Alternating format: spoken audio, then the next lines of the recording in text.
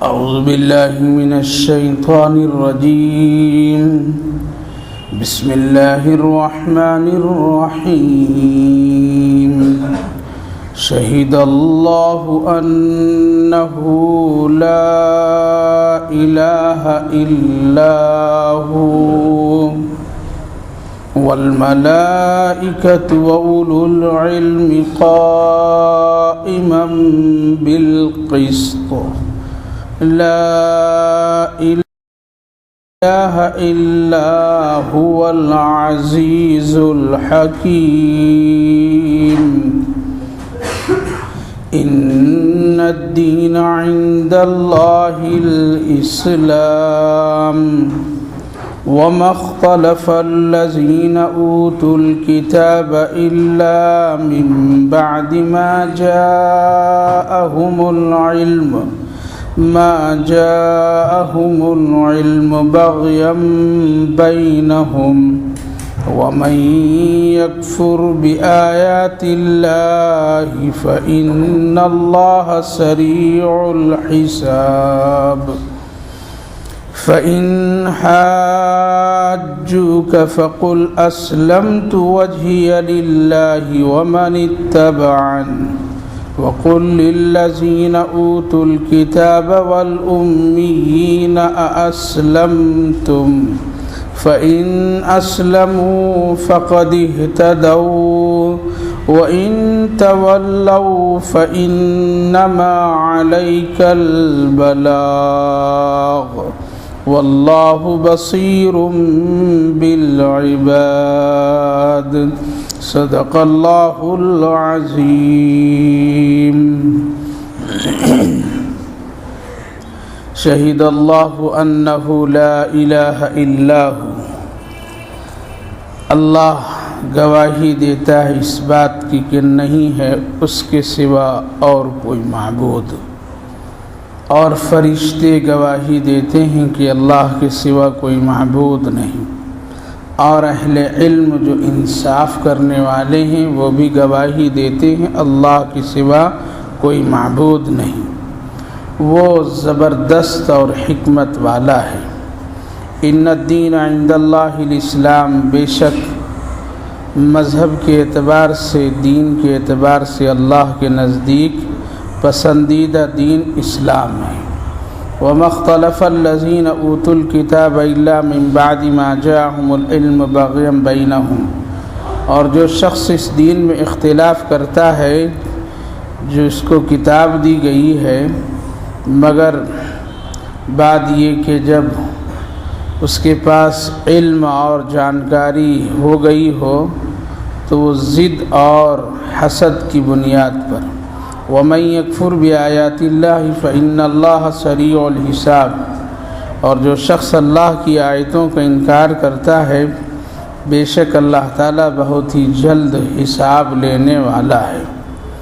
بزرگوں اور دوستو، ان آیتوں سے پہلے گزری ہوئی وہ آیت کریمہ ہیں جس پر ایک سرسری نظر ڈالیے، جس میں اللہ تعالیٰ نے اپنے بندوں کو اپنے سے قریب ہونے کے لیے کچھ دعائیں بتایا ہیں، اور ساتھ ساتھ ان لوگوں کی ایک پہچان جو لوگ جنت جائیں گے اور جنت میں ان کے لیے بہت ہی شاندار محل، گھر، اور اس کے نیچے بڑی خوبصورت اور حسین نہریں اور پاکیزہ بیویاں، اللہ کی رضا جن لوگوں کو ملے گی وہ کون لوگ، اس کے بارے میں اللہ نے بتایا تھا۔ پہلے تو وہ ہیں جو صبر کرنے والا ہے، سچ بولنے والا ہے، ڈرنے والا ہے، تقوی اختیار کرنے والا ہے، حیثیت کے مطابق اللہ کے راستے میں خرچ کرنے والا ہے، اور رات کے آخری حصے میں اٹھ کر اللہ سے استغفار کرنے والا ہے۔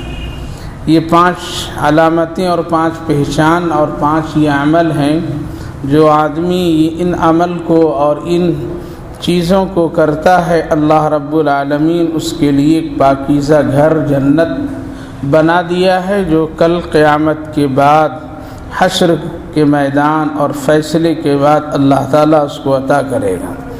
اس کے بعد ایک آیت کریمہ جس کی تلاوت ابھی ہوئی ہے، شہید اللہ انہ لا الہ الا ہو۔ یہ آیت کریمہ خاص موقع پر نازل ہوئی۔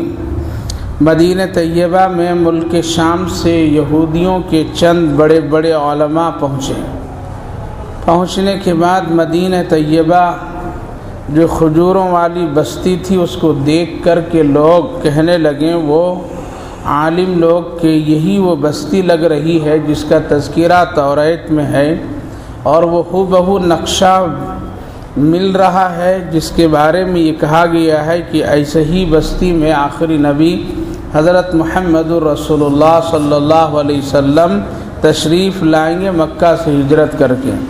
وہ لوگ توریت کو کھولیں اور پورے نقشے کو بہت تحقیق کے ساتھ دیکھنے لگے، وہاں کا آب و ہوا، وہاں کے ماحول، وہاں کے وہ باغات، وہاں کے وہ کالے کالے پہاڑ، یہ ساری چیزیں توریت میں بیان کر دیے گئے تھے۔ دیکھ کر کے کہنے لگے یہ وہی جگہ ہے جہاں آخری نبی ہجرت کر کے آئیں گے، لیکن ان لوگوں کو ابھی پتہ نہیں تھا کہ وہ آخری نبی حضرت محمد رسول اللہ صلی اللہ علیہ وسلم تشریف لا چکے ہیں۔ وہ لوگ یہ دیکھ کر کے کہنے لگے کہ اسی بستی میں ہم لوگ ٹھہر جانے کی کہیں ضرورت نہیں ہے، آج نہیں تو ضرور کب ہی آ جائیں گے، تو ہم لوگ ان سے ملیں گے، ان پر ایمان لائیں گے ان کے ہاتھ پر، اس لیے رک جاؤ یہیں۔ صبح جب ہوئی ہے تو لوگوں میں چرچا ہوا، معلوم کیا گیا تو یہ لوگ بتائیں اب ہم لوگ یہیں رک جاتے ہیں اور آخری نبی کا انتظار کرتے ہیں۔ لوگوں نے کہا وہ آخری نبی حضرت محمد رسول اللہ صلی اللہ علیہ وسلم تو تشریف لا چکے ہیں ہجرت کر کے۔ کہا کہ اگر آ چکے ہیں تو پہلی فرصت میں ملاقات کروں گا۔ یہ بڑے بڑے یہودیوں کے علماء پہنچے اور نبی اکرم صلی اللہ علیہ وسلم سے ملاقات کی۔ ملاقات کرنے کے بعد ان لوگوں نے کہا کہ ہم کو سب سے جو بڑی گواہی کی بات ہے وہ آیت اور وہ چیز مجھ کو بتائیے۔ پورے قرآن میں یا جب تک کہ آپ کے اوپر جو آیتیں اتری ہے ان میں سے سب سے بڑی اللہ کی ایک ہونے کی گواہی کی کوئی آیت ہے؟ نبی اکرم صلی اللہ علیہ وسلم پر ابھی تک کہ اس طرح کی کوئی آیت نہیں گزری تھی۔ اور یہ لوگ پھر سوال کیے ہم کو وہ بات بتائیے جو اس سے بڑھ کر کے اور کوئی گواہی معتبر نہ ہو، اگر ہے اور آپ بتا دیں گے تو ہم لوگ آپ کے ہاتھ پر ایمان لے آئیں گے اور کلمہ پڑھ لیں گے۔ نبی اکرم صلی اللہ علیہ وسلم خاموش تھے۔ حضرت جبریل علیہ السلام اس آیت کریمہ کو لے کر کے تشریف لائے اور سنا دیا۔ شہید اللہ انہ، اللہ گواہی دیتا ہے اس بات کی کہ اللہ کے سوا کوئی معبود نہیں ہے۔ اس اعتبار سے یہ سب سے بڑی گواہی اور شہادت کہی جاتی ہے کہ ایک انسان یا ایک بڑا عالم، پڑھا لکھا، علم والا یا کوئی متقی پرہیزگار آدمی پر آدمی شک کر سکتا ہے یہ انسان ہے، شاید کہ جھوٹ بول رہا ہو، شاید کہ یہ ہماری رعایت میں گواہی دے رہا ہو، شاید کہ یہ کسی مقصد کی وجہ سے ایسا کہہ رہا ہے۔ تو ایک انسان کے عمل پر اور انسان پر لوگ شک کرتے ہیں اور کبھی نہ کبھی اس کو شک کی نظر سے دیکھتے ہیں، لیکن اللہ رب العالمین پر کوئی شک نہیں۔ جو وہ بات کہتا ہے سچ کہتا ہے، جو کہتا ہے وہ حق کہتا ہے، جو کہتا ہے وہ بالکل صحیح کہتا ہے۔ اس سے بڑا سچ بولنے والا، اس سے بڑا کوئی سچا گواہی دینے والا اس پوری کائنات میں نہیں ہو سکتا ہے۔ اسی لیے اللہ خود اپنی وحدانیت کے بارے میں گواہی پیش کر دیا، شہید اللہ انہ، اللہ گواہی دے رہا ہے۔ یعنی اگر محمد صلی اللہ علیہ وسلم کہیں گے، محمد کے ساتھی صحابہ کہیں گے تو لوگ کہہ سکتے ہیں تھوڑی دیر کے لیے محمد میری رعایت میں گواہی دے رہا ہے کہ اللہ ایک ہے، اللہ کے سوا کوئی معبود نہیں۔ محمد صلی اللہ علیہ وسلم کے ساتھی گواہی محمد کو خوش کرنے کے لیے دے رہے ہیں، ہو سکتا ہے یہ لوگ یہ کہیں گے، لیکن اگر اللہ خود اپنی گواہی دے دے اور اپنی سچائی کی بات کا اعلان خود کر دے تو اس سے بڑھ کر کے کوئی بات نہیں ہو سکتی۔ اسی لیے پورے قرآن میں یا یوں کہ کہہ لیجیے مذہب اسلام میں اس آیت کریمہ سے، اس شہادت سے بڑھ کر کے کوئی شہادت کا کلمہ نہیں ہے۔ اسی لیے تمام علماء مفسرین محدثین فرماتے ہیں یہ آیت کریمہ سب سے بڑی گواہی کی آیت ہے، اس سے بڑھ کر کے کوئی گواہی یعنی شہادت اسلام کے لیے، ایمان کے لیے نہیں ہے۔ اسی لیے نبی اکرم صلی اللہ علیہ وسلم فوراً اس آیت کریمہ کو پڑھ کر کے ان لوگوں کے سامنے سنا دیا۔ وہ لوگ کہنے لگے ہاں اس سے بڑھ کر کے اور کوئی گواہی اور شہادت نہیں ہو سکتی ہے، آپ نے سچ تلاوت کیا اور آپ نے صحیح بات کی طرف ہم کو رہنمائی کی، ہم یقین کرتے ہیں یقیناً اللہ ایک ہے اور آپ اس کے رسول ہیں، ہاتھ بڑھائیے، ہم کلمہ پڑھتے ہیں اور ایمان لاتے ہیں، اسلام میں داخل ہو جاتے ہیں۔ یہ تو بات ایک واقعہ ہوا شان نزول، یہاں تک کہ بات ہو گئی، وہ لوگ اسلام میں داخل ہو گئے۔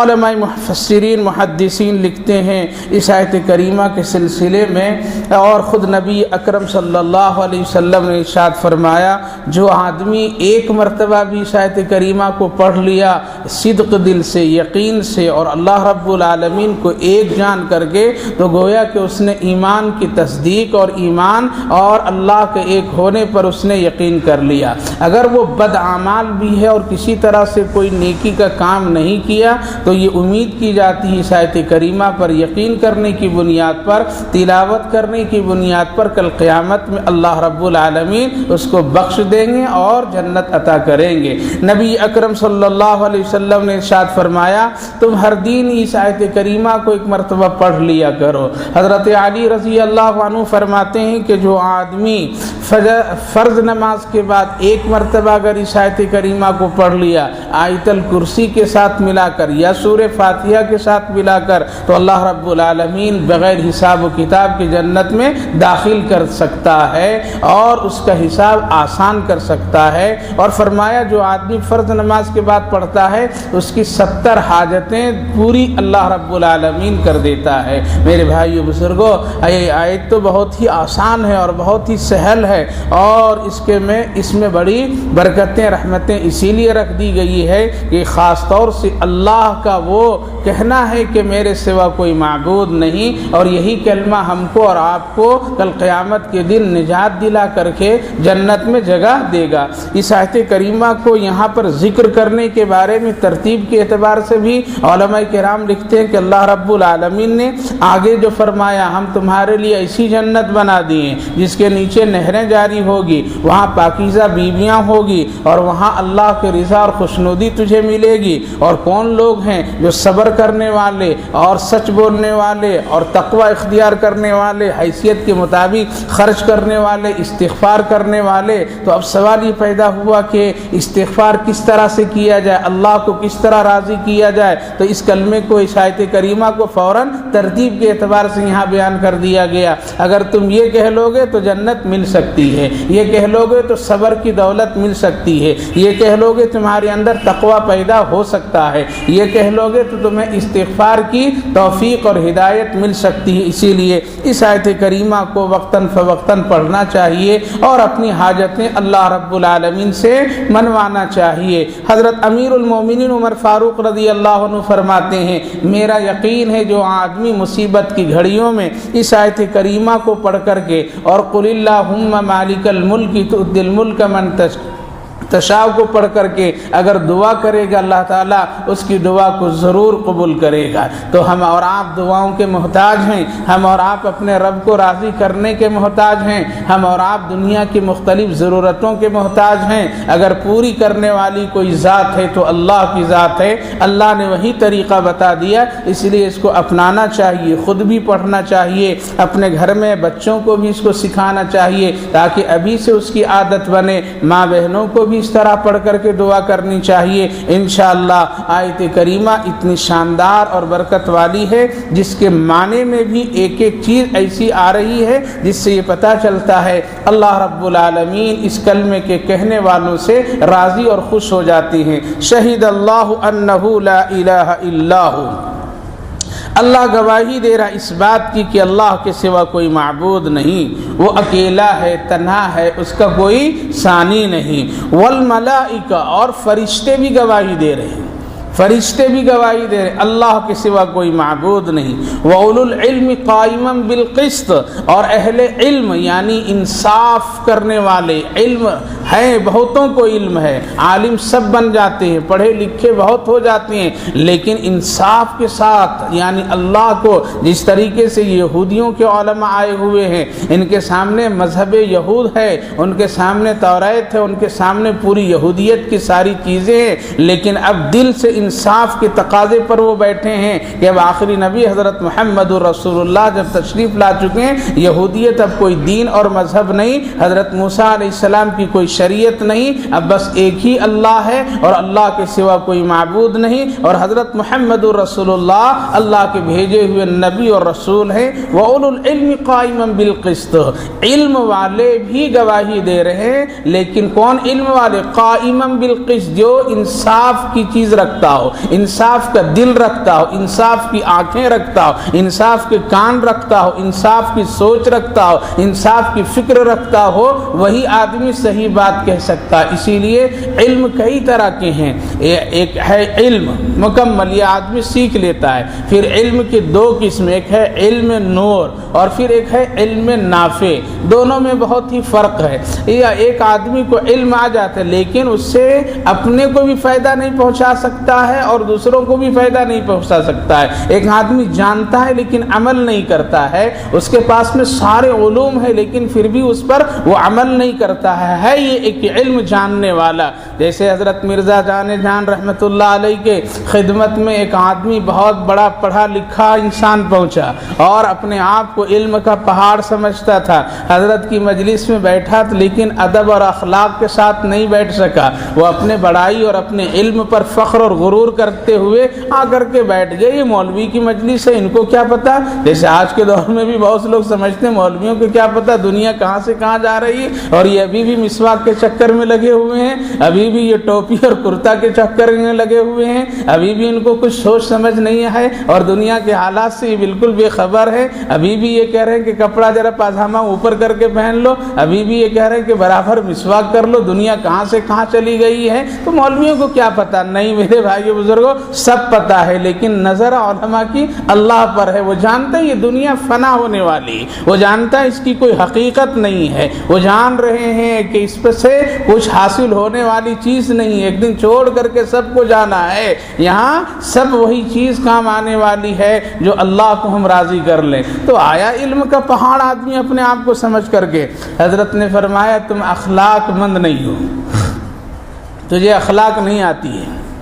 وہ بہت اپنے آپ کو سمجھا، اچھا میں اتنا پڑھا لکھا، ہم ہی کو بد اخلاق کہہ دیے. اٹھا ناراض ہو کر کے چلا گیا. اور جانے کے بعد اس نے بہت بڑی کتاب لکھی، موٹی سی کتاب لکھی، اور کس عنوان سے کتاب لکھی؟ اخلاق پر کتاب لکھی. اخلاق بہت اچھی چیز ہے. قرآن میں بھی اخلاق کے بارے میں کہا گیا، حدیث کے بارے میں بھی ہمارے نبی ہمارے صحابہ بہت سارے واقعات لکھ کر کے کیا کیے. کچھ دنوں کے بعد میں وہ کتاب لے کر کے حضرت کے پاس آئے. دیکھو مجھ کو کہہ رہے کہ اخلاق نہیں جانتے، دیکھو میں تو کتابیں لکھ دی، میں تو کتاب لکھ دی، اتنی بڑی کتاب، دیکھو پورا عنوان اخلاق کا ہے. آج تو تقریریں بہت ہو جاتی ہیں، جس عنوان پر چاہو تقریر کرا لو، جس عنوان پر چاہو بلوا لو، جس عنوان پر میں چاہو جہاں چاہو اور اچھی اچھی باتیں کروا لو. لیکن وہ مقصد نہیں ہے، مقصد ہے عمل. علم ایک ہے علم، ایک ہے علم نور، ایک ہے علم نافع. تین چیزیں، تین چیزوں میں سے اگر علم نافع جس کو مل گئی ہے وہ بہت اللہ کی طرف سے خوش نصیبی کی بات ہوگی. تو حضرت نے فرمایا کتاب دیکھ کر کے کہا کہ بھائی میں یہ کب نہیں کہا تم کو، اور یہ میں ابھی بھی کہہ رہا ہوں، تم اخلاق کو جانتے ہو لیکن اخلاق مندی نہیں رکھتے ہو. یعنی اخلاق ندارت، اخلاق کو خوب اچھی طرح جان رہا ہے لیکن تم اخلاق اپنے آپ کو سانچے میں ڈھال نہیں سکو. جس کی مثال بھی سمجھیے، ہم جانتے ہیں کہ ہم مسلمان ہیں. کون مسلمان ہے جو مسلمان کے گھر میں ہے اور وہ جانتا نہیں ہے؟ کون مسلمان ہے جو یہ نہیں جانتا ہے ہمارے محلے میں مسجد کس لیے بنائی گئی، کس لیے بنائی گئی؟ ایک بے نمازی جان رہا ہے نماز پڑھنے کے لیے بنائی گئی. مؤذن صاحب کیوں پکار رہا ہے؟ وہ جان رہا ہے نماز کے لیے پکار رہا ہے. لیکن سب کچھ جان رہے ہیں لیکن پھر اگر ایک آدمی اپنے گھر سے اٹھ کر کے نماز کے لیے نہیں آئے تو کیا کہا جائے گا؟ تم نے گویا کہ نماز کو جانا نہیں، تم نے آسان کے کلمات کو جانا نہیں۔ ہاں یہ جانتے ہو لیکن جان کر کے اگر عمل نہیں کیا تو اس کا حاصل نہیں۔ تو حضرت نے فرمایا بھائی میں تجھ کو اخلاق جاننے کا بہت بڑا پہاڑ سمجھتا ہوں، لیکن اخلاق مندی اور اخلاق کا آ جانا یہ تو بڑی دور کی بات ہے۔ اس لیے تمہارے اندر اخلاق کا ہنر تو ہے لیکن اخلاق کی مندی تمہارے اندر نہیں ہے۔ آج وہی حال ہے علماء کا، آج وہی حال ہے پڑھے لکھے لوگوں کا، آج وہی حال ہے تعلیم یافتہ لوگوں کا۔ کیا لوگ نہیں جانتے ہیں کہ ہم قوم کے پیسے کو گھٹالے کر دیں گے تو اس کا نقصان کس کو ہوگا؟ لیکن دیکھیے دنیا کا سب سے پڑھا لکھا انسان جس کی ڈگریاں اور جو پارلیمنٹ اور جو بڑے بڑی جگہوں پر میں ہیں وہ جانتے ہیں لیکن پھر بھی وہ کر رہے ہیں۔ تو علم کا آ جانا کوئی بڑی بات نہیں، علم تو آ جائے گا لیکن علم میں دو چیزیں آ جائے۔ علم نور، علم نور کا مطلب یہ ہے علم اس کے پاس ہے، یہ کم سے کم دوسروں کو فائدہ نہیں پہنچا رہا ہے، کم سے کم اس کی روشنی سے خود عمل کر رہا ہے۔ یہاں تک اگر آ گیا تو یہ بھی گاڑی چل سکتی ہے۔ چلو بھائی تم نہیں کسی کو فائدہ پہنچائے، کم سے کم اپنے تو فائدہ پہنچتا ہے تجھے، اپنے تو تم حلال حرام کو سمجھ رہے ہو، اپنے ہی تو کم سے کم اس پر عمل کر رہے ہو، اپنا ہی طور پر میں تو اس علم کا فائدہ خود اٹھا رہے ہو، دوسروں کو نہیں فائدہ پہنچایا۔ تو علماء کرام فرماتے ہیں یہ بھی ایک حد تک کے صحیح ہے۔ تیسری قسم ہے علم نافع، یعنی خود بھی وہ نفع اٹھا رہا ہے اور اپنے علم سے دوسروں کو بھی نفع پہنچا رہا ہے۔ یہ علم کا سب سے اعلیٰ درجہ ہے، یعنی خود بھی عمل کر رہا ہے اور دوسروں کو بھی عمل کے لیے وہ دعوت دے رہا ہے، عمل کے تقاضے کو پورا کر رہا ہے۔ تو اس کا ذکر یہاں پر میں ایسے ویسے لوگوں کی گواہی نہیں، گواہی دینے والے دے دیں گے لیکن کون لوگ گواہی دینے والے؟ جو اہل علم ہیں، علم نافع، علم نور، یہ ساری کیفیتیں عمل اور تقوی، ایسے لوگوں کا ذکر اللہ رب العالمین نے اس میں کیا۔ وَأُولُو الْعِلْمِ قَائِمًا بِالْقِسْطِ، اور اہل علم جو انصاف کی نظر رکھتے ہیں، انصاف کا دل رکھتے ہیں، انصاف کی فکر رکھتے ہیں، انصاف کی سوچ رکھتے ہیں، ان کا اٹھنا بیٹھنا، ان کی ساری چیزیں انصاف کے تقاضے کے مطابق ہے اور وہ عدل و مساوت کو بہت ہی خیال رکھتا ہے، ایسے لوگ بھی کہتے ہیں اللہ ایک ہے، اللہ کے سوا کوئی معبود نہیں۔ اسی لیے ہندو مذہب میں اور دوسرے مذاہب میں بھی بہت سے اوتار، بہت سے بڑے بڑے لوگ گزرے ہیں جو یہ کہہ کر کے چلے گئے اللہ کے سوا کوئی معبود نہیں ہے،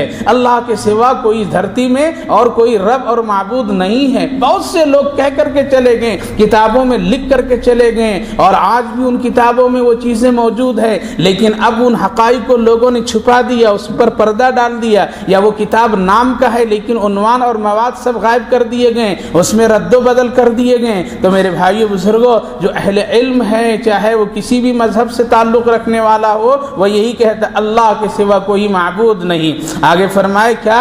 لا الہ الا ہو، یہی ہے وہ کلمہ جس کو ہمارا آپ نے پڑھ کر کے اسلام میں داخل ہوئے، اللہ کے سوا کوئی معبود نہیں۔ وہو العزیز الحکیم، اور وہ زبردست ہے اور بڑی حکمت والا ہے۔ یہ دو چیزیں کو لا کر کے اللہ رب العالمین نے اس طرف اشارہ کر دیا، تم اگر پڑھو گے تو تمہارا بھلا ہوگا، نہیں پڑھو گے تو میں طاقت والا ہوں، ہم کسی اور سے پڑھوا لیں گے، تمہارا ہم محتاج نہیں ہیں، ہم تمہارا محتاج نہیں ہیں، ہم مٹانے پر آئیں گے تو آدم سے لے کر کے نوح تک کی جتنی آبادی مٹا دیں گے۔ اللہ رب العالمین فرمائے زبردست میں ہوں، ایسا نہیں تیرے کلمے پڑھنے کے میں محتاج نہیں ہوں کہ تم پڑھو گے تب میں ایک ہوں گا، تم کہو گے کہ اللہ ایک ہے تب میری وحدانیت ہوگی، نہیں، میں تو زبردست ہوں، میں سورج سے بھی منوا لوں گا اور وہ کہہ دے گا کہ اللہ ایک ہے۔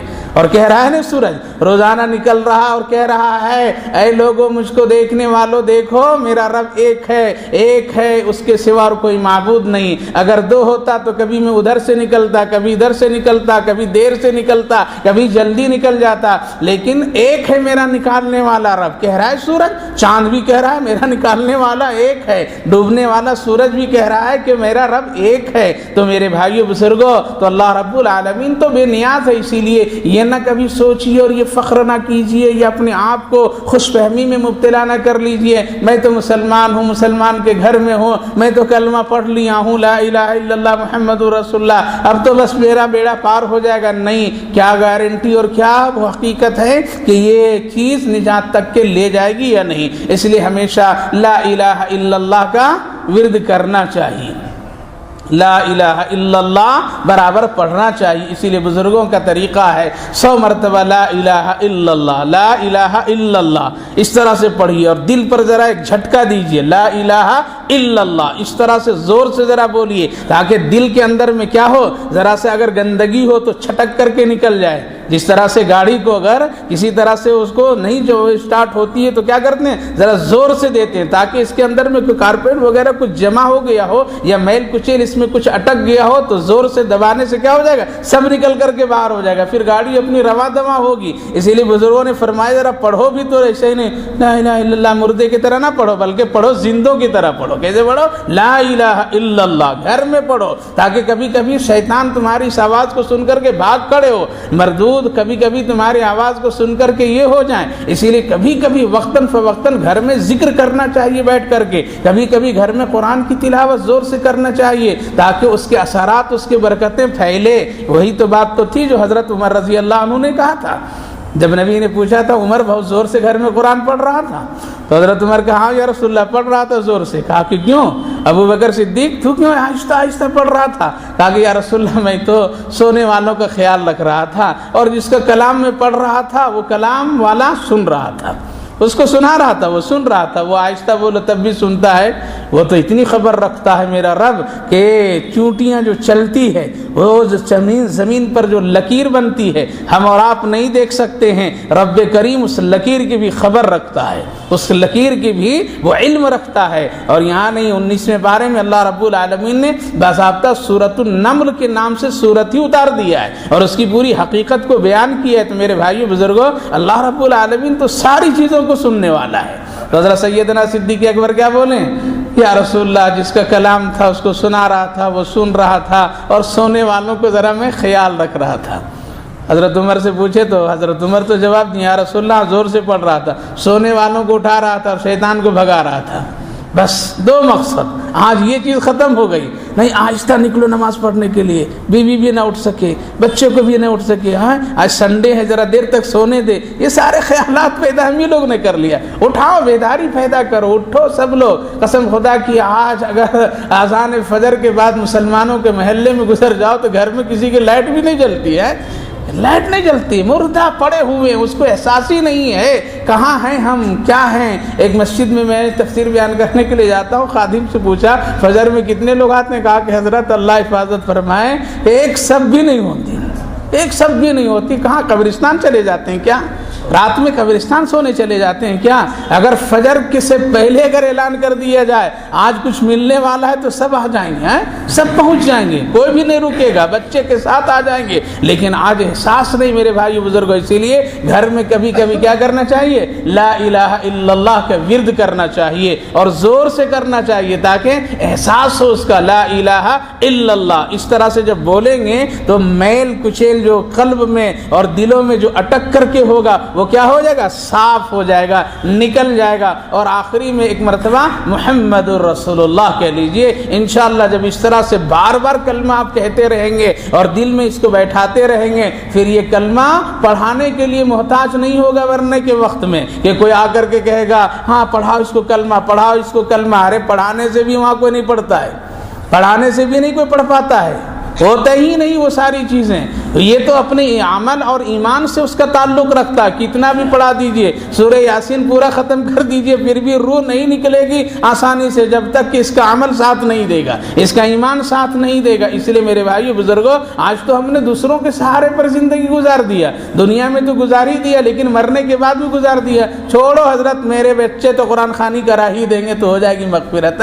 یہ ایسے خیالات، چلو سورہ یاسین پڑھ دیں گے روح آسانی سے نکل جائے گی، نہیں نکلے گی جب تک کہ ایمان اور عمل کا صحیح تعلق نہیں ہوگا. اور اگر آپ زندگی میں برابر لا الہ الا اللہ پڑھتے رہیں گے، اس کلمہ کو ورد کرتے رہیں گے، آپ کے دل و دماغ میں یہ لکیر بنی رہے گی. قسم خدا کی پڑھانے کی ضرورت بھی نہیں ہے، انسان خود پڑھ کر کے کہے گا جلدی جا رہا ہوں جانے دو مجھ کو. تو میرے بھائی بزرگوں، یہی وہ کلمہ ہے لا الہ الا اللہ هو العزیز الحکیم. اللہ زبردست ہے، حکیم حکمت والا ہے. اب سوال یہ پیدا ہوا کہ اللہ رب العالمین جب چاہتا ہے کہ سب لوگ مسلمان ہو جائیں، سب لوگ کلمہ پڑھنے والے ہو جائیں، کیوں نہیں ہو جاتے ہیں سب لوگ؟ بلکہ کچھ لوگ ہوتے ہیں، کچھ لوگ نہیں ہوتے ہیں۔ تو اللہ رب العالمین نے فرمایا حکیم ہوں میں، حکمت میں جانتا ہوں، کس کو توفیق دینا، کس کو نہیں دینا، کب کس پر کیا عمل کرنا اللہ جانتا ہے، اور وہی سب سے بہتر فیصلہ کرنے والا ہے۔ اس لیے یہ تیسرے جز کا سورہ آل عمران کی یہ 18 نمبر کی آیت ہے، جا کر کے گھر میں قرآن کریم کھول کر کے اس کو خود یاد کیجئے، انشاءاللہ ضرور یاد ہو جائے گا۔ یاد ہو جائے گا نا؟ ضرور یاد ہو جائے گا۔ آج بڑی بڑی چیزیں لوگ یاد کر رہے ہیں، بڑی بڑی چیزوں کو یاد کر رہے ہیں، بچے یاد کر رہے ہیں، بوڑھے یاد کر رہے ہیں، سب یاد ہو جاتی ہے۔ اس لیے سورہ آل عمران کی یہ 18 نمبر کی آیت ہے، شہید اللہ، اس کو یاد کیجئے، بچوں کو یاد کرائیے، بتلائیے، اور خصوصاً ماں بہنیں، وہ گھر کی وہ بزرگ عورتیں جو بالکل کچھ بھی ان کو کام نہیں ہے، ان آیتوں کو اور ان وظیفوں کو برابر پڑھنا چاہیے، اس کی برکتیں رحمتیں پورے گھر والوں کو انشاءاللہ حاصل ہوگی۔ آگے اللہ نے فرمایا ان الدین عند اللہ الاسلام، بے شک پسندیدہ دین، مذہب سب سے زیادہ عمدہ اللہ کے نزدیک کون سا ہے؟ اسلام۔ اس کا نام کیا ہے؟ اسلام۔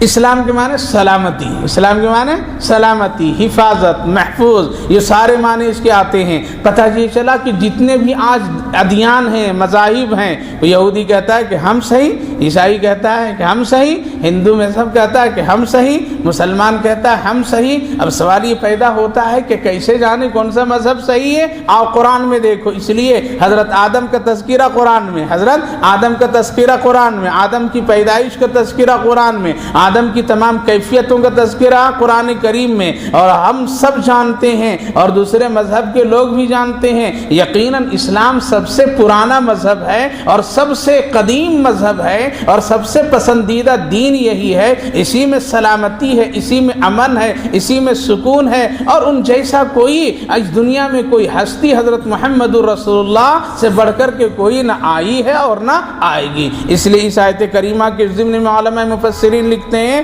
مذہب اسلام سب سے قدیم مذہب اور دین ہے، اس سے پہلے کوئی دین نہ تھا اور نہ ہوا اور نہ ہوگا۔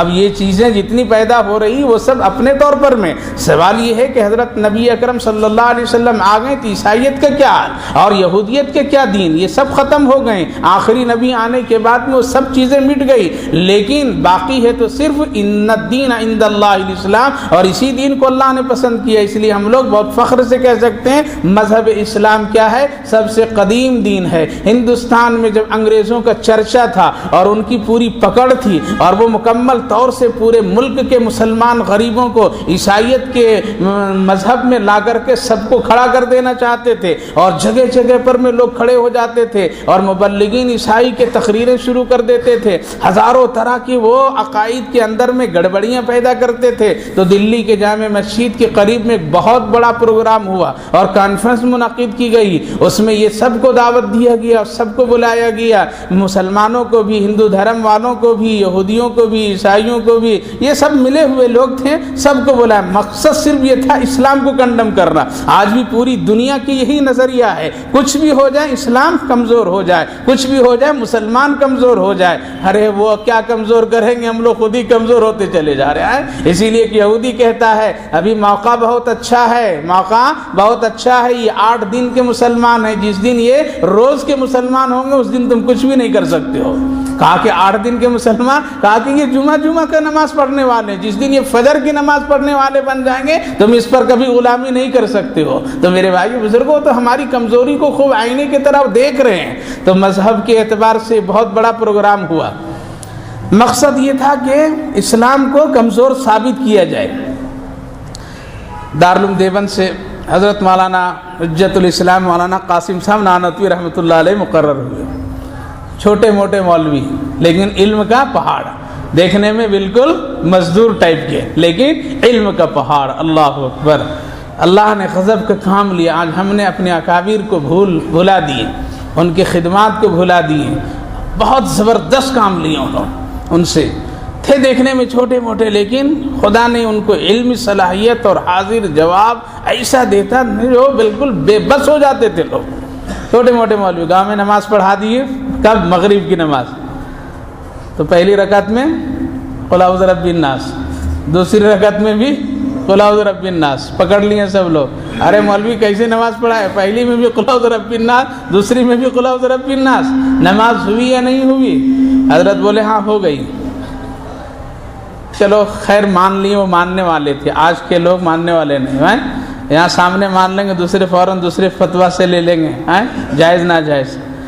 پھر نماز کے بعد چرچا ہوتے رہا، اطمینان نہیں ہوا لوگوں کو، تو کہا کہ چلو صبح ہی چلیں گے ہم لوگ اور بڑے مولوی سے پوچھ کر کے آئیں گے جو دیوبند کے، تاکہ ہماری نماز صحیح اگر نہیں ہوئی تو دوبارہ پڑھ لیں گے، اب تو کچھ ہو گئی، چھوڑو ختم، پڑھنے اڑنے کا نہیں مسئلہ۔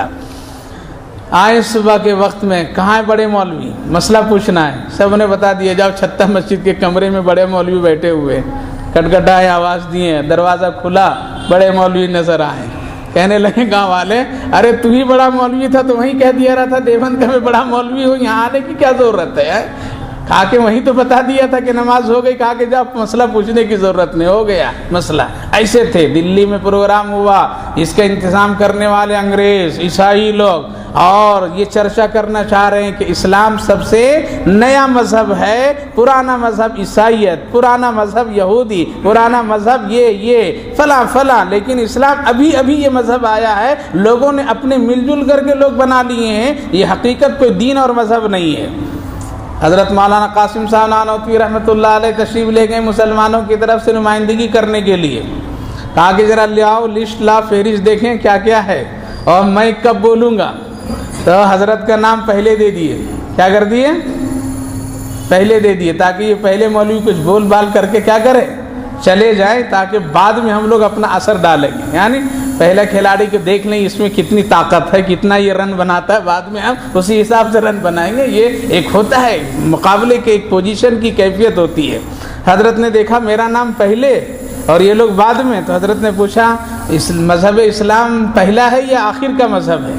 تو وہ لوگ کہنے لگے اب تو یہاں پھنس گئے، اب اگر کہتے ہیں کہ پہلا تو پھر بات ہی ختم ہو گئی، لیکن وہ لوگ تو چرچا کر رہے ہیں مذہب اسلام ابھی نیا مذہب ہے، ابھی کا ہندوستان کا پیدا کیا ہوا یہ مذہب ہے، پرانا مذہب تو حضرت عیسیٰ علیہ السلام کا ہے، اسی لیے پھنس گئے وہ لوگ۔ حضرت نے پوچھا مذہب اسلام پرانا ہے یا تم لوگ پرانے ہو؟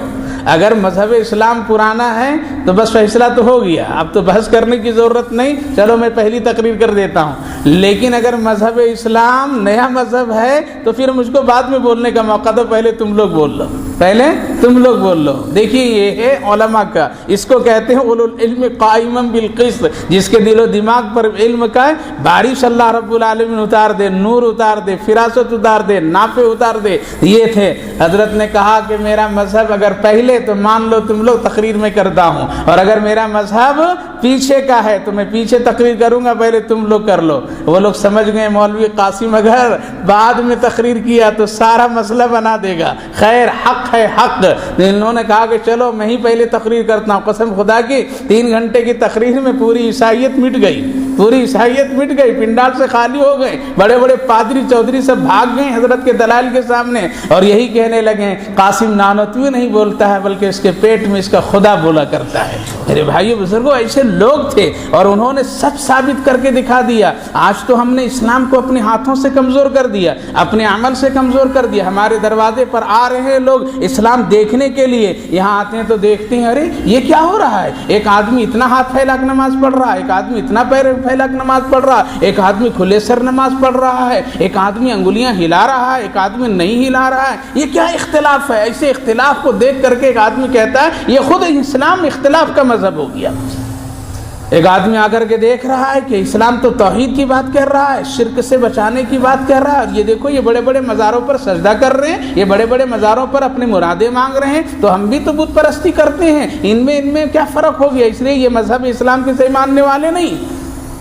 تو آج ہم اپنے عمل ہی سے اسلام کو کمزور کر دیے، اپنے اختلافات سے ہم کمزور کر دیے ہیں۔ وہ دیکھنے کے لیے آ رہے ہیں، کتابوں میں پڑھ رہے ہیں اسلام بہت صاف ستھرا مذہب ہے، اخلاق کو سکھاتا ہے، طہارت کو سکھاتا ہے، پاکی صفائی کو سکھاتا ہے، اور جب آتا ہے دیکھتا ہے ہمارے گھر کی گلیوں کو تو کہتا ہے اسلام تو کتابوں میں ہے عمل میں نہیں ہے، اسلام کتابوں میں رہ گیا عمل میں نہیں رہ گیا۔ میرے بھائیو بزرگوں، آج حال یہی ہے۔ دلی میں ایک شخص نے اسلام کو قبول کیا، ماشاءاللہ چہرے پر نور چھوڑ دیا، سنت بڑھا دیا، تہجد کی پابندی کرنے لگا، وقت کا بہت بڑا تاجر، سینکڑوں ہندو مسلم اس سے سامان اور کاروبار کرتے تھے، اس کے خاندان بھی بہت ہی بڑا، اس کا باپ تو اسلام تو نہیں لایا لیکن کاروبار میں بیٹے کے ساتھ شریک رہا، مسلمان بھی برابر آتے جاتے تھے۔ ایک مرتبہ کسی مسلمان نے کہا کتنا اچھا ہوتا آپ کا بیٹا اسلام کو قبول کر لیا ہے، دیکھیے کتنا اچھا ہے وہ، اگر آپ بھی اسلام کو قبول کر لیتے تو بہت خوشی کی بات ہوتی۔ کیا جواب دیا؟ یہ کہا کہ ہاں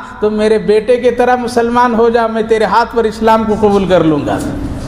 تم تو دیکھ رہا ہو تمہارا عمل ایسا ہے، تم میرے ساتھ بیٹھ کر کے نمازیں چھوڑ رہے ہو، تو میرے ساتھ کاروبار میں خلط ملط کر رہے ہو، میرے ساتھ تم نے الٹے سیدھے کر رہے ہو، اسلام کو تو تم نے بدنام کیا۔ میرا بیٹا جب سے اسلام کو قبول کیا ہے میں نے اس کو شراب پیتے نہیں دیکھا، کبھی جھوٹ بولتے نہیں دیکھا، کاروبار میں خلط ملط کرتے نہیں دیکھا، رات میں اس کو اٹھ کر کے اس کو روتے ہوئے گڑ گڑاتے ہوئے میں دیکھا، لیکن تم تو خوشیوں میں بھی نمازیں چھوڑ رہے ہو، دین میں چھوڑ رہے ہو، تم ہو کیسے مسلمان؟ حضرت مولانا طارق جمیل صاحب اللہ اکبر غضب کی، اللہ رب العالمین نے کام وقت پر لے رہا ہے ان سے، کہتے ہیں بنگلہ دیش سے چلا جہاز میں، کہاں؟ بنگلہ دیش سے اپنے ملک جا رہے ہیں، بنگلہ دیش سے اپنے ملک اجتماع سے فارغ ہو کر کے جا رہے ہیں، انگریزی خوب اچھی بولتے ہیں، دین کے بھی علم دنیا کا بھی علم بہت آج تو ہوتے ہیں، اگر علم دین ہے اور اس پر میں دنیا کا علم تو کیا کرتے ہیں؟ کہتے ہیں کہ نہ اب یہ ترقی ہو یہ تنزل ہو، بہت سارے سے۔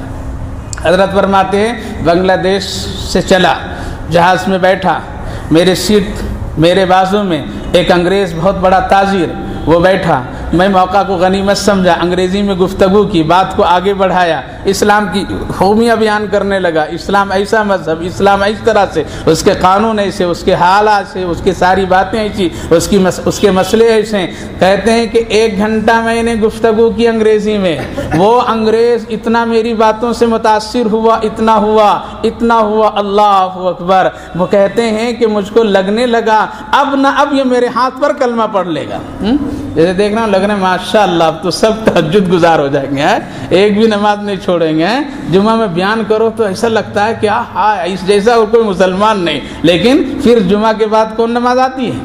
اثر، تو دیکھیے پوری مسجد خالی نظر آتی ہے، حالات ایسے۔ حضرت کہتے ہیں میں یہ دیکھ کر کے اور اس کی حالات کو دیکھ کر کے سمجھنے لگا اور دل میں بار بار یہ بات ابھرنے لگی، اب نہ اب یہ میرے ہاتھ میں کلمہ پڑھ لے گا، اتنا متاثر ہوا۔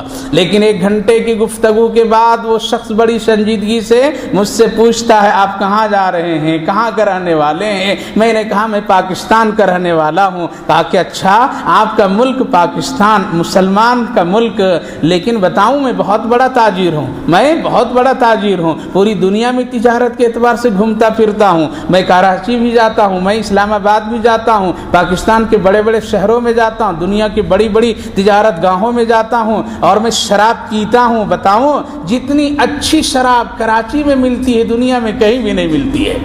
حضرت نے کہا پوری 1 گھنٹے کی تقریر شراب کی بوتل میں چلی گئی، پوری چلی گئی۔ اس نے کہہ دیا تم تو کہہ رہے کہ شراب حرام ہے، تم کہہ رہے ہو کہ شراب اسلام میں پینا منع ہے، لیکن دیکھو تیرے ملک میں بیچا جا رہا ہے، تیرے ملک میں خریدا جا رہا ہے، بیچنے والا مسلمان، دکان لگانے والا مسلمان، خریدنے والے مسلمان، لانے والے مسلمان، تو تم تو کتابوں کے مسلمان رہ گئے، عمل کا تو نہیں رہ گئے۔ تو میرے بھائی بزرگوں آج حال یہی ہے، آج تو ہم کتابوں کے اعتبار سے پہچانے جاتے ہیں، یہ باپ داداؤں نے اس طرح عمل کر دیا ہے، ہمارے بزرگوں کی کچھ قربانیاں ہیں جس کی بنیاد پر میں کچھ ایمان اور اسلام سے کچھ تعلقات ہیں، ورنہ اگر آنے والی نسلوں کی جو حالات ہم لوگ دیکھ رہے ہیں اور دور تک کے جو نظر دوڑاتے ہیں، قسم خدا کی اگر یہی ناچ گانے گھر میں رہ گئے اور قرآن کی تلاوت بند ہو گئی، اسی طرح سے جان بوجھ کر کے لوگ نماز چھوڑنے والے بن گئے، تو کل ہوتے ہوتے بے نمازی سب بن جائیں گے۔ اسی لیے میرے بھائی بزرگوں دین اسلام کو مضبوط اگر کرنا چاہتے ہیں تو ہم کو اور آپ کو پہلے اپنی زندگی کو بدلنا پڑے گا۔ اسی لیے اللہ نے صاف فرما دیا تمام ادیان میں، تمام مذاہب میں سب سے زیادہ پسندیدہ دین کون سا ہے؟ اسلام ہے۔ اس آیت کریمہ سے یہ پتہ چلا چاہے وہ مسئلہ سمجھ میں ہم کو اور آپ کو آئے یا نہ آئے، ہر حال میں کہنا پڑے گا جس دین کا کلمہ ہم نے پڑھا ہے وہ دین سب سے بہتر ہے۔ اگر کوئی مسلمان یہ کہہ دے نہیں میرا دین اس کے دین سے ذرا ٹھیک نہیں ہے، اس میں ایسا ہونا چاہیے جیسے لوگ کہتے ہیں نا کیا حضرت دیکھو کتنی ترقی کر رہا ہے، ہے لوگ اور کس طرح سے لوگ آگے بڑھ رہے ہیں۔ اسلام میں دیکھو تو یہاں بھی پابندی، یہاں بھی پابندی، جہیز مت لو، سود نہ لو، یہ نہ لو، وہ نہ لو، تو یہ پابندی کیسے بڑھیں گے؟ ایک آدمی سوچنے پر مجبور ہوتا ہے کاش کہ ہمارے مذہب میں بھی اسی طرح سے آزادی ہو جاتی۔ نہیں، کلمہ اگر پڑھے ہیں، اگر ایمان پر خاتمہ ایک مسلمان چاہتا ہے تو میرے بھائیو بزرگوں ضروری ہے سمجھ میں آئے یا نہ آئے، عمل کریں یا نہ کریں، ہر حال میں کہنا پڑے گا دین اسلام سب سے بہتر مذہب ہے، اس سے اچھا کوئی دین نہیں ہے۔ اگر ذرہ برابر بھی یہ کہہ دیں گے نہیں میرا دین میں ذرا سا ایسا ہونا چاہیے تھا، تو گویا کہ اللہ نے جو دین بنا کر کے آخری نبی حضرت محمد رسول اللہ کو دیا اس پر ہم سوال لگا رہے ہیں، اس پر ہم اعتراض کر رہے ہیں۔ اسی لیے کبھی بھی اس طرح کے خیال اور ایسی فکریں اور ایسی زبان سے باتیں ایک مسلمان کو نہیں نکالنا چاہیے۔ آگے اللہ نے فرمایا جو لوگ دین اسلام میں اختلاف کرتے ہیں وہ صرف حسد کی بنیاد پر اور ضد کی بنیاد پر، بس دو ہی چیزیں۔ اسلام کیوں بڑھ رہا ہے؟ ابو جہل تو یہی کہتا تھا کیوں بڑھ رہا ہے، حالانکہ وہ دل سے چاہتا تھا اور دل سے وہ کبھی کبھی عمل بھی کرتا تھا، دین میں مخالفت کرتا تھا اور رات میں قرآن سننے کے لیے چلا جاتا تھا، اور دن میں نبی کی نماز کی مخالفت کرتا تھا اور رات میں چھپ کر کے رسول اللہ کو نماز پڑھنے کو دیکھا کرتا تھا، کیسے رکوع کرتے ہیں، کیسے سجدہ کرتے ہیں، کیسے قرآن پڑھتے ہیں، یہ سب وہ کرتا تھا۔ تو میرے بھائیو بزرگوں ان لوگوں نے جو اس وقت میں اختلاف کیے ہیں وہ صرف ضد کی بنیاد پر اور حسد کی بنیاد پر۔ آج بھی دنیا میں مسلمانوں سے دو ہی چیزوں سے دشمنی ہو رہی ہے، ایک ضد کی وجہ سے اور ایک اسلام کی حسد کی بنیاد پر۔ لیکن حسد کرنے والا بھی مٹ جاتا ہے، ضد کرنے والے کی بھی منزل نہیں ہوتی ہے۔ اگر ایسا ہوتا تو اسلام وہیں کا وہیں ختم ہو گیا ہوتا، لیکن یہ اسلام بڑھتا رہے گا، پھیلتا رہے گا انشاءاللہ، اور اس کے ماننے والے بھی بڑھتے رہیں گے۔ ہماری اور آپ کی کیا غلطی ہے؟ لوگ کہتے ہیں مسلمانوں کی بڑی آبادی بڑھتی جا رہی، ارے ہماری کیا غلطی ہے؟ اللہ جتنا چاہے بڑھا دے، انسان کو پیدا کرنے والا تو رب کریم ہے، وہ معبود اور خالق ہے۔ اس لیے ہم لوگ کبھی اس معاملے میں کبھی تذبذب کا شکار نہیں ہونا چاہیے کہ اسلام میں اس طرح کی حالات بنا دیے گئے ہیں جو زندگی گزارنے کے لیے مشکلات ہے، نہیں بلکہ خوشی خوشی سے ہر حال میں اسی کو قبول کرنا چاہیے۔ آگے اللہ فرمایا کرنے دو جو لوگ کر رہے ہیں، انکار کرنے دو جو لوگ انکار کر رہے ہیں، فإن اللہ سریع الحساب، ہم تو بہت جلدی حساب لے لیں گے۔ کتنے دنوں میں؟ 70 سال بعد لے لیں گے، چلیے 80 سال بعد لے لیں گے، چلیے 100 سال بعد لے لیں گے، لیکن لے گا اللہ۔ ایک تو معنی یہ ہوا بہت جلدی، یعنی موت ہوگی حساب شروع ہو جائے گا، اور کبھی تو موت کے بعد فوراً شروع، کبھی موت سے پہلے شروع۔ سلیمان بن ملک ایک نوجوان بادشاہ تھا، عمر کتنی تھی؟ 40 سال۔ 40 سال میں کتنے نکاح کیا معلوم؟ روزانہ 4 شادیاں کرتا تھا، روزانہ 4 کرتا تھا اور دوسرے دن طلاق دے دیتا تھا۔ کہتا تھا ہم اسلام پر عمل کر رہے ہیں، اسلام میں 4 بیویوں سے زیادہ نہیں رکھنا ہے، اس لیے ہم اسلام پر عمل کر رہے ہیں۔ یہ کیا ہوا؟ اسلام کا عمل ہوا یا مذاق ہوا؟ بہت سے لوگ کہتے ہیں کہ نہیں میں اسلام پہ دھوکہ فریب۔ روزانہ 4 شادیاں کرتا تھا۔ عمر بن عبدالعزیز رحمۃ اللہ علیہ کے دور کا بادشاہ ہے، اللہ والے وہ عمر بن عبدالعزیز جس کے ہاتھوں سے بیت المقدس کو اللہ نے فتح دلایا، وہ عمر بن عبدالعزیز، ان کے دور کا بادشاہ، ان کے قریبی رشتہ دار سلیمان بن ملک، 41-40 سال کا نوجوان، روزانہ کتنی شادیاں؟ 4 کرتا تھا، رات بھر گزارتا تھا، دوسرے دن طلاق دے دیتا تھا۔ کیا حشر ہوئے ایسے لوگوں کے؟ آج بھی ایسے لوگوں کے حشر دیکھیے ہماری آنکھوں کے سامنے ہے، تاریخ کے اوراق میں ساری باتیں درج کر دی گئی ہے۔ روزانہ بہت منع کیا گیا لیکن مانتا نہیں تھا، بادشاہت کی گھمنڈ میں، دولت کی گھمنڈ میں، حسن و جمال کی گھمنڈ میں 40 سال گزرا، بس موت ہو گئی اور ابھی جنازہ اٹھا نہیں تھا، پیٹ میں حرکتیں شروع ہونے لگی۔ اس کے کوئی رشتہ دار کوئی تھا، آ کر کے عمر بن عبدالعزیز سے کہنے لگے شاید میرا باپ مرا نہیں ہے بلکہ زندہ ہے، دیکھیے پیٹ اس میں اس کی سانسیں چل رہی ہے۔ حضرت عمر بن عبدالعزیز آئے اور کہنے لگے بیٹا جلدی سے مٹی میں چھپا ورنہ عذاب پھٹنے والا یہیں پر۔ عذاب یہی آنے والا ہے۔ تو میرے بھائیو بزرگوں، اللہ سریع الحساب، جلدی حساب لینے والا ہے۔ وہ چاہے گا زندگی میں حساب لے لے گا، وہ چاہے گا عبرت کے لیے دوسروں کو دکھا دے گا، یا نہیں تو چھپا دے گا، پردہ ڈال دے گا۔ مرنے کے بعد تو حساب ہی حساب ہے۔ دوسرا مطلب، دوسرا معنی علماء کرام لکھتے ہیں، جیسا لوگ کہتے ہیں اتنی بڑی کائنات میں انسان بسنے والا، جنات بسنے والا، حشر کے میدان میں ایک اللہ کیسے سب کا حساب لے گا؟ کتنا دن لگ جائے گا، کتنی راتیں گزرے گی، کتنے دن گزریں گے، کتنے سال مہینے لگ جائیں گے، کہاں ہے وہ رجسٹر، کہاں ہے وہ ساری چیزیں، کہاں ہے وہ رکھے ہوئے؟ یہ سب چیزیں شک و شبہات کی باتیں ہیں۔ میرے بھائی بزرگوں، اللہ نے آج ایسی ایسی چیزیں بنا دیا، ہم اپنے ہاتھوں سے دیکھ کر کے قرآن کی اس آیت کو تصدیق کر سکتے ہیں کہ میرا رب بہت جلدی حساب لے لے گا۔ کل حساب ہوتا تھا، پورا پنہ لکھا جاتا تھا، آخری میں جوڑا جاتا تھا، ورق کے ورق ختم ہو جاتے تھے، صفحہ کے صفحہ لوگ حساب کتاب کرنے میں مٹا دیتے تھے، پھاڑتے تھے۔ اب کیا ہے، ایک چھوٹا سا کیلکولیٹر ہو، موبائل کی سیٹ ہے، اس میں کیا کرتے ہیں، کروڑوں کا حساب 2 منٹ میں کر لیتے ہیں۔ کرتے ہیں نہیں کرتے ہیں؟ یہ جو ایسی چیزیں کہ انسان اپنے ہاتھوں سے بنا رہا ہے، وہ انسانوں کو پیدا کرنے والا، وہ کیوں نہیں حساب لے گا؟ دوسرے مطلب یہ لکھتے ہیں علماء کرام، بہت سے حشر کے میدان میں اللہ رب العالمین حساب ہی نہیں لے گا، نہیں لے گا، بلکہ ایک علامت ہوگی، ایک پہچان ہوگی، اس پہچان کی بنیاد پر میں کہہ دے گا جاؤ یہ سب تم جنت چلے جاؤ، تم سے حساب کتاب نہیں۔ تو جلدی حساب ہو گیا، اور اگر اللہ فساد دیا تو پھنس گیا۔ تو میرے بھائیو بزرگوں، اللہ اپنی طاقت پر یکتا ہے، اور وہ جس طرح سے چاہے گا بندوں سے حساب لینا وہ لے لے گا۔ اسی لیے نبی اکرم صلی اللہ علیہ وسلم، ہمارے آقا حضرت محمد رسول اللہ، اپنی امت کی فکر میں دعا کرتے تھے، اے اللہ اگر تو چاہے گا تو میری پوری امت کو جہنم میں ڈال سکتا ہے، اے اللہ اگر تو چاہے گا تو میری پوری امت کو جہنم میں ڈال سکتا ہے۔ آپ سے کوئی سوال نہیں کرے گا، آپ سے کوئی پوچھے گا نہیں، اور آپ سے پوچھنے کی کوئی ہمت اور طاقت بھی نہیں رکھے گا، لیکن اللہ تو غفور الرحیم ہے،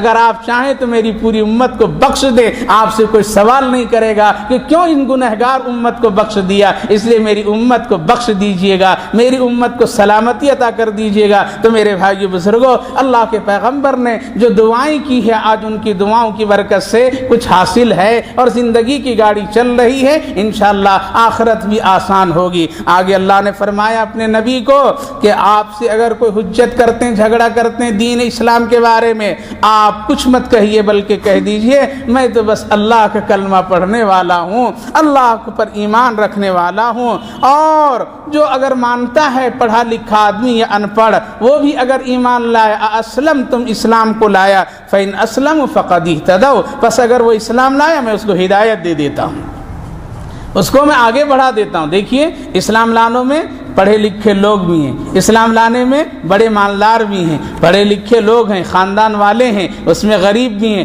ایک طرف حضرت سیدنا صدیق اکبر خاندان والے اہل علم ہیں، ایک طرف مالداروں میں حضرت عثمان غنی بڑے مالدار ہیں، اللہ اکبر، اور ایک طرف غریبوں میں حضرت بلال حبشی ہیں۔ اللہ فرمائے غریبوں میں بھی کہ وہ اگر ایمان لے آیا تو میں کب اس کو ہدایت دے دوں گا، بڑھا دوں گا، مالدار بنا دوں گا، تجھ کو پتہ نہیں۔ یہی بلال حبشی غربت میں ایمان لایا، مار کھایا، پٹائی کی، مکہ کی گلیوں میں گھسیٹے گئے، اللہ اکبر، مدینہ آ گئے، آہا، اور اسلام کی فتح ہوئی، نبی دنیا سے تشریف لے گئے۔ حضرت امیر المومنین کے دور میں جب ملک شام فلسطین کی فتح ہوئی ہے تو حضرت بلال کو اللہ کے اس لاڈلے حضرت امیر المومنین عمر فاروق رضی اللہ عنہ نے کہا کہ بلال تم کیا چاہتے ہو؟ کہا کہ میں تو یہی چاہتا ہوں جس طرح میں بیت اللہ میں آذان دیا، جس طرح میں مسجد نبوی میں آذان دیا، اب بیت المقدس آپ کے ہاتھ میں ہے، ذرا آذان دینے کے لیے وہاں بھی مجھ کو بھیج دیجئے۔ حضرت عمر کہنے لگے ارے آذان ہی دینے کے لیے نہیں بھیجتا ہوں بلکہ پورے ملک کا تجھے گورنر بنا کر کے بھیجتا ہوں۔ اللہ اکبر، دیکھیے غریبی میں کیا عالم ہے، اور اب اللہ کیا نواز رہا ہے۔ تو میرے بھائیو بزرگوں، آج ہم نے اسلام کو اپنے ہاتھوں سے تنگ بنا دیا، ایمان کو کمزور کر دیا، جو خوبیاں اس میں کسی اور چیز میں نہیں ہے۔ گئے وہاں پہ آسان بھی دیے اور گورنری کا کام بھی کیے۔ اللہ کے پیغمبر نے فرمایا ارے بلال مجھ کو چھوڑ کر کے کہاں آ گئے ہو، زیارت کے لیے آ نہیں رہے ہو؟ تو حضرت بلال اٹھتے ہیں، بیوی کو بتاتے ہیں میں مدینہ جا رہا ہوں، اٹھ تیار کرتے ہیں اور مدینہ طیبہ چلتے چلتے اٹھتے بیٹھتے کئی دنوں کا سفر طے کرتے ہیں اور مدینہ حاضر ہو جاتے ہیں۔ اور جب لوگ دیکھ دیکھتے ہیں حسن حسین گلے سے لگتے ہیں، کہتے ہیں نانا جان کی زندگی کا حیات کا اذان بلال سنا دو۔ حضرت بلال انکار کرتے ہیں، مدینہ کی عورتیں بھی خواہش کرتی ہے، بڑے بوڑھے بھی خواہش کرتے ہیں، پھر اذان دینے کے لیے کھڑے ہوتے ہیں، کان میں انگلیاں ڈالتے ہیں، اللہ اکبر کہتے ہیں، اشہد اللہ الہ الا اللہ پر پہنچتے ہیں، محمد رسول اللہ نہیں کہہ پاتے ہیں، دھڑام سے زمین پر گر جاتے ہیں، لوگ اٹھاتے ہیں، ہوش آتے ہیں، اور پھر اس میں کہتے ہیں میں جب آنکھوں سے دیکھا محمد کو تو سامنے نہیں نظر آئے، اس لیے میں قابو میں نہیں رہ سکا۔ تو میرے بھائی بزرگوں، ایک طرف سیدنا صدیق اکبر اہل خاندان ہیں، ایک طرف حضرت عمر طاقت اور جلال والے ہیں، ایک طرف حضرت عثمان غنی مالدار ہیں، لیکن ساتھ ساتھ ایک غریب ہے، ان پڑھ ہے، غلامی کرنے والا ہے، لیکن ایمان کی بدولت اللہ نوازنا چاہ رہا ہے تو فلسطین کا گورنر بنا کر کے بھیج دے رہا ہے۔ اسلام اپنے اندر بڑی خوبیاں رکھتا ہے۔ وَإِن تَوَلَّوْا فَإِنَّمَا عَلَيْكَ الْبَلَاغُ، اگر نہیں مانتے ہیں تو آپ کا کام صرف پہنچا دینے کا ہے، آپ سے ہم سوال نہیں کریں گے۔ وَاللَّهُ بَصِيرٌ بِالْعِبَادِ، اللہ اپنے بندوں کو خوب دیکھتا ہے، وہ دیکھنے والا ہے۔ میرے بھائی بزرگوں، آج قرآن کھلا ہوا ہے، عالم دین کہہ رہے ہیں، پڑھے لکھے لوگ سمجھا رہے ہیں، بتانے والے بتا رہے ہیں، باپ اپنے بیٹے کو بتا رہا ہے ہوشیار ہو جاؤ، نیکی کا کام کرو،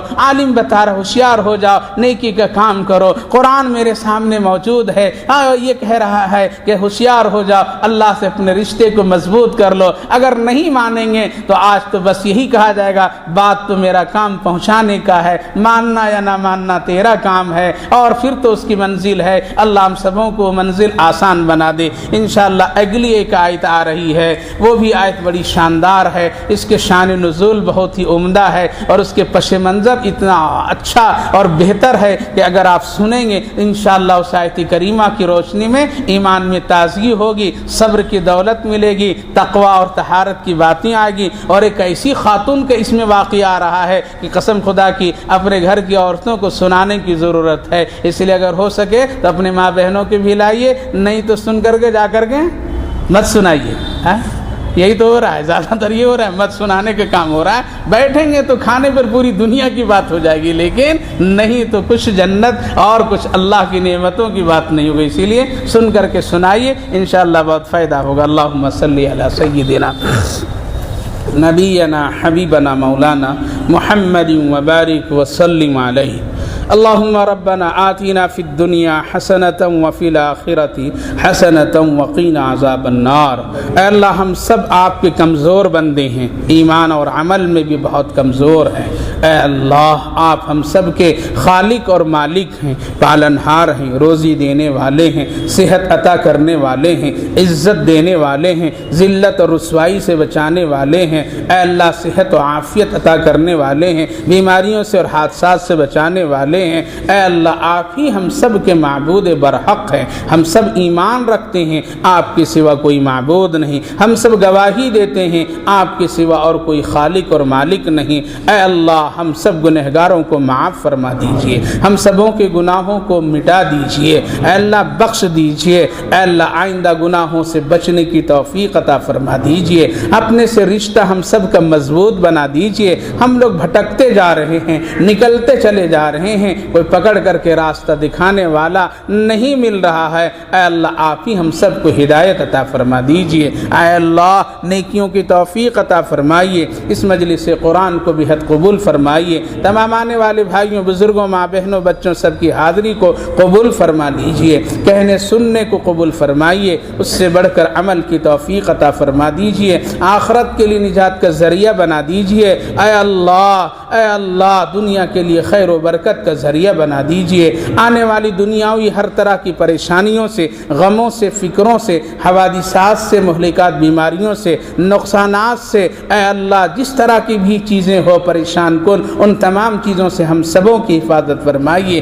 پوری امت مسلمہ کی حفاظت فرمائیے، جو لوگ بیمار ہیں ان کو شفا عطا فرما دیجئے، صحت مندوں کی صحت کی سلامتی عطا کر دیجئے، جو لوگ دنیا سے جا چکے ہیں ان سب کی مغفرت فرما دیجئے، ضرورت مندوں کی ضرورت کو پوری فرما دیجئے، روزگاروں کی روزی میں برکتیں عطا کر دیجئے، بے روزگاروں کو روزی کا انتظام فرما دیجئے۔ اے اللہ جو کچھ مانگا وہ بھی عطا فرما، جو کچھ نہیں مانگ سکا اپنی شان کے مطابق عطا فرما۔ ہماری اس مختصر سی دعاؤں کو محض اپنے کرم اور فضل سے نبی اکرم صلی اللہ علیہ وسلم کے صدقے اور طفیل میں قبول فرما۔ اللہم ربنا تقبل منا انک انت السمیع العلیم وتب علینا انک انت التواب الرحیم، وصلی اللہ تعالی علی خیر خلقہ محمد وعلی آلہ واصحابہ اجمعین برحمتک یا ارحم الراحمین، والحمد للہ رب العالمین۔